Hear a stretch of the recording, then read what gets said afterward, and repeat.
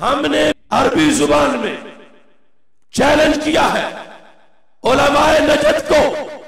اور چونکہ یہاں ان کا ایک ایجنٹ ہوتا ہے جو کہ پہلے بھی مناظرے سے ہم سے فرار ہوا تھا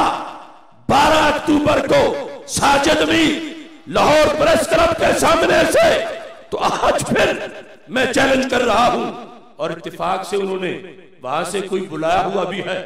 تو جو آیا ہوا ہے اسی سے میرا مناظرہ کروا دے۔ میں چیلنج کرتا ہوں جس کو وہ امام کعبہ کہہ رہے ہیں، میں چیلنج کرتا ہوں کہ تمہارا عقیدہ اے نجد کے علماء برکت اور تبرک کے موضوع پر تمہارا عقیدہ نہ قرآن کے مطابق ہے، نہ سنت کے مطابق ہے، نہ صحابہ کے